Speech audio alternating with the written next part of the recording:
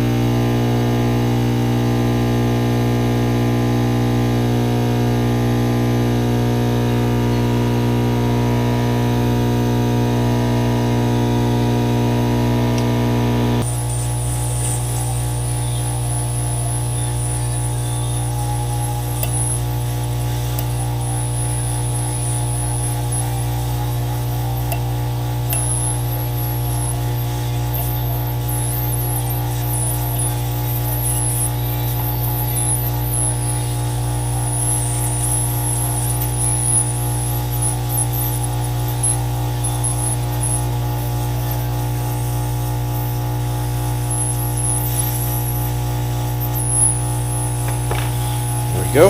So, one thing that does need to be noted is that by removing the diodes, there's no continuity between the LEDs to the pads themselves. Those diodes are the bridge for that. So I am going to have to short across one half and then the corresponding one half on the other side. If I did both, it would just create a dead short. So we'll go ahead and do that real quick. And actually, I'm going to go across in a different direction.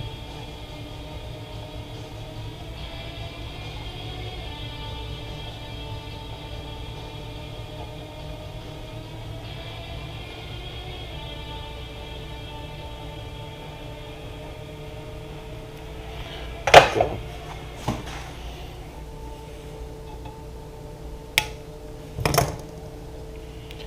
And like I said, I've got to do it exactly corresponding to the other side. Let's try it again.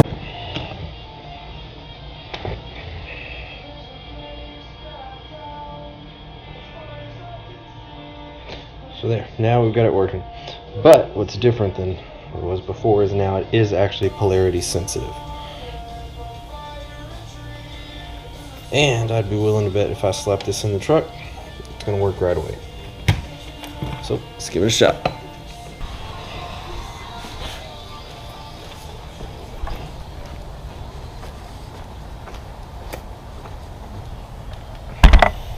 Alright, let's go ahead and install the LED here.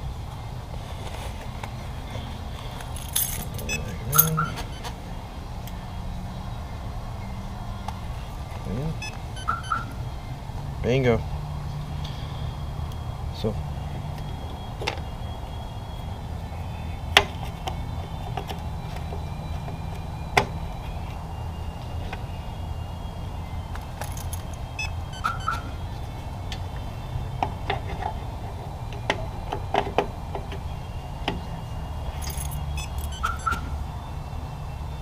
perfect.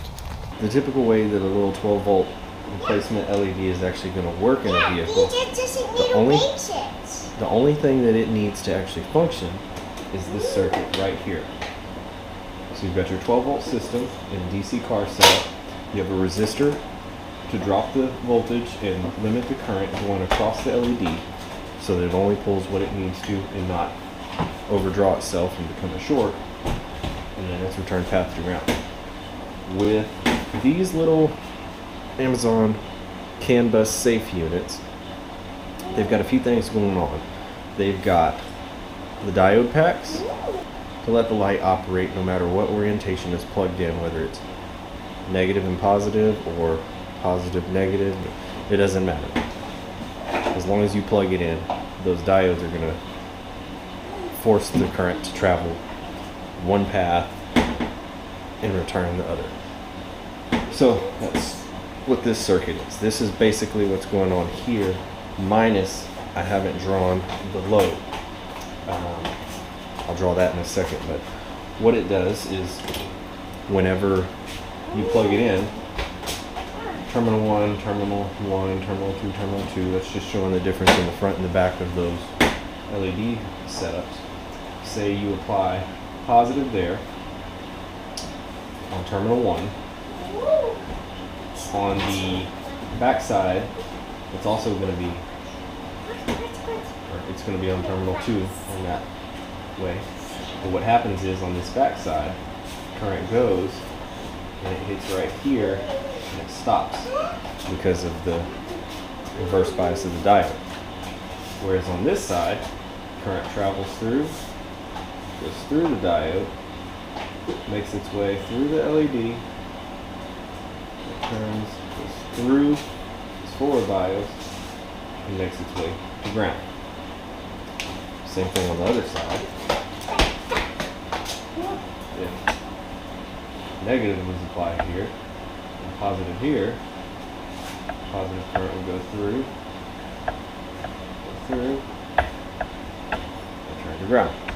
So that's what they do to make it to where it works on either way it's plugged in. With these units, the reason I think I'm having that it's not working in my truck is there's too much of a heavy load on it. It's making my computer-driven light system, which most of them are after the, let's say the mid-2000s, are going to be powered by the BCM. They're not going to have a relay or anything powering all these small accessory light circuits. It's going to be straight off the BCM. So what they've done is they've added a total of 4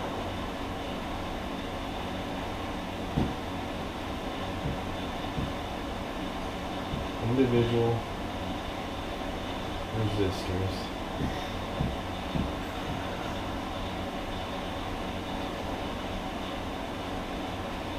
of, can't really see right now of what value they are, but it's a heavy value to pretty much trick. What you would have had back in the day, what we would have done is when we'd install LED lights and you get like in the turn signals, it'd do the hyper flashing where it flashed double pace, and that's what it was, is it was the computer sensing that there was a light out, and it was, when I say it was the computer, more than most times it was the flash relay, the flasher relay that was noticing the load difference and causing it to flash at a double rate. I think some computers that would have drove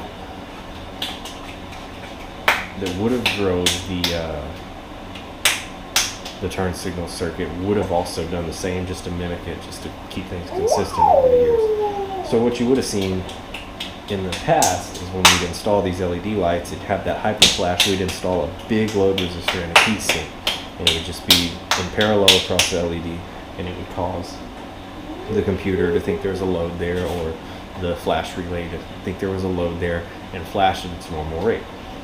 That's kind of what they're doing with these, because they expect you could be installing these in turn signals or marker lights in the vehicle.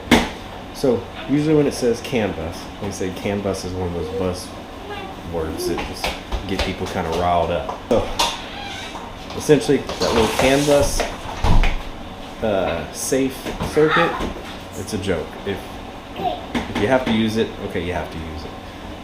But if you don't have to use it, you're just wasting current, because what's happening is these resistors across this whole parallel bridge are making a heavy load that's straining the system. So now that you put this LED that takes almost no power to operate, you've now made that circuit powered just as much as there was with an incandescent light. So it's one of those things that's like, what's the point? So just something to think about. This one is a little bit different. This unit I also got from Amazon, but if you notice, it doesn't have any resistors in parallel across the terminals. No kind of load buffer. It says CAN bus safe. I don't know if that's really, true, or what's it matter at this point. But there are, this is more of a simplistic design, kind of like this. There are resistors in line in series with the LED that return to current path ground.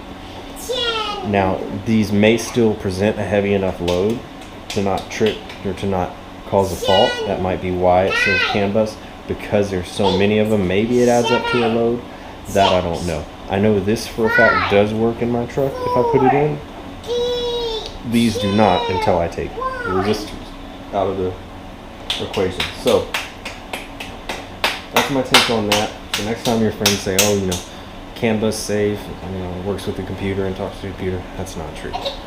All it is doing is it's adding a heavier load to the circuit. And I didn't draw this on this side, but it's the same thing, mirrored identically, because these are double-faced boards. But all it's doing is just adding a heavier load. It's doing the same thing as those heavy load resistors that we used to install back in the day on the circuit that just made it feel like there was an incandescent bulb there. That's not what that is what it's doing. It's not talking to the computer system. That's, no matter what anyone tells you, CAN bus, no. That's all it is. So, something to think about. Before you buy these kind, well, that's one modified, but before you buy these kind with the little load resistors across them, you might want to check what your vehicle is actually going to need and if it's going to work or not. I have a 03 Silverado. It's an old vehicle. Shouldn't have any kind of issues running anything if it's a load, but indeed have an issue, and I did have to remove them. So something to think about when you're shopping for these little LEDs. These are the cheapest ones on Amazon's right now, for a multi-pack. I don't know, maybe it wasn't such a great idea, but something to think about. All right, later. A couple little measurement experiments real quick. As of right now, I've got the LED that I modified by removing the resistors on both sides. I left the diodes intact, so really and truly all that should do is give me the forward or reverse, negligible polarity difference. There is going to be a slight voltage drop across any diode, no matter how you do it. If you have a current pass across a diode, most typical silicone diodes, you'll have a 0.7 volt voltage drop across them. So something to keep in mind. On the previous one where I removed those and shorted across them, that would essentially add some voltage to the circuit by that diode not being there. So let's see.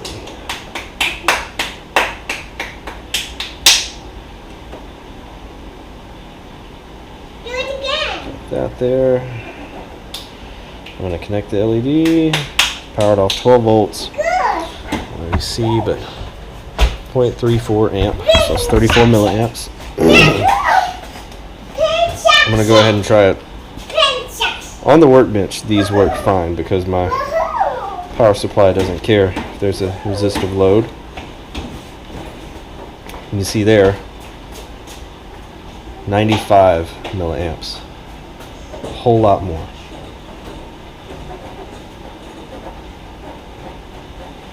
And yeah, I wouldn't be surprised. I'm actually feeling it, but these little resistors are actually getting warm to the touch. And just for this LED, see, it is dependent on which direction it's connected. That one 130 milliamps, much brighter LED. It's blinding. But that just goes to show you the difference between these two units right here. The one where I removed the load resistors and the ones where they're there. This one pulls 2/3 the amount of power as this one does. Just something I really don't want in a vehicle that I'm upgrading the lights to. Something to think about.